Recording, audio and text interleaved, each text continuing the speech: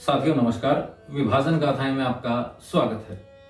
विभाजन गाथाएं के पिछले भाग में हमने बात की थी 10 डाउन एक्सप्रेस की, जिसमें जब 15 अगस्त की शाम को 10 डाउन एक्सप्रेस पाकिस्तान से अमृतसर स्टेशन पर पहुंची तो उसकी क्या स्थिति थी इसका वर्णन था।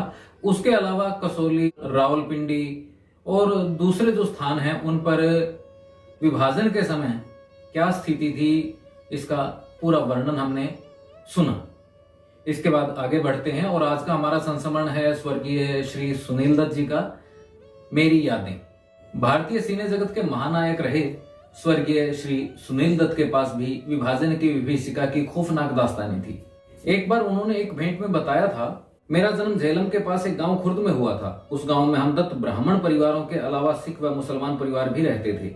हम मजहल परिवारों में एक किंवदंती थी कि हमारे एक बुजुर्ग रहाब सिद्ध दत्त उस वक्त अरेबिया में मौजूद थे, जहां करबला में पैगंबर मोहम्मद साहब के नाती इमाम हुसैन और उनके अन्य साथी शहीद हुए थे। इसलिए हमारे परिवार के लोग हिंदू होते हुए भी करबला से जुड़ी हर रस्म में शिरकत करते थे। मेरे पिता तब चल बसे थे जब मेरी उम्र सिर्फ 5 साल की थी। परिवार की आर्थिक स्थिति बुरी नहीं थी। जब विभाजन हुआ तब मैं भारतीय पंजाब में था, लेकिन परिवारों के अधिकांश लोग वहीं थे। मुझे सही तारीख तो याद नहीं, मगर उन्हीं दिनों एक ट्रक वहां पहुंचा जिसमें हिंदुओं को झेलम के एक रिफ्यूजी शिविर में ले जाया गया, मगर हमारे तायाजी वहीं रह गए। उन्हें लगता था कि सब कुछ सामान्य हो जाएगा। अब तायाजी एकमात्र हिंदू थे जो वहां बचे थे।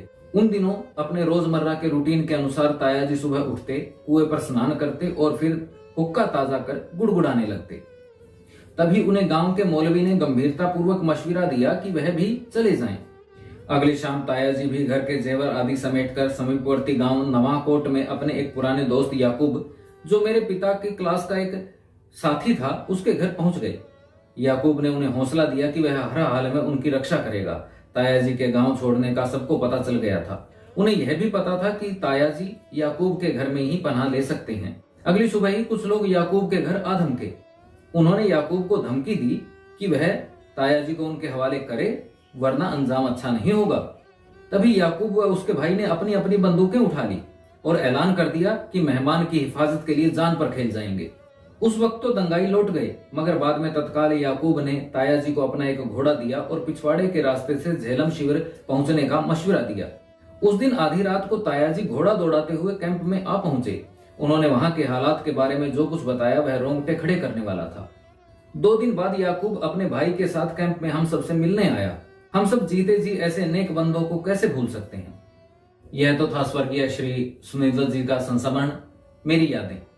कल मशहूर लेखक खुशवंत सिंह जी का संस्मरण आपसे साझा करेंगे। लाहौर बहुत याद आता है।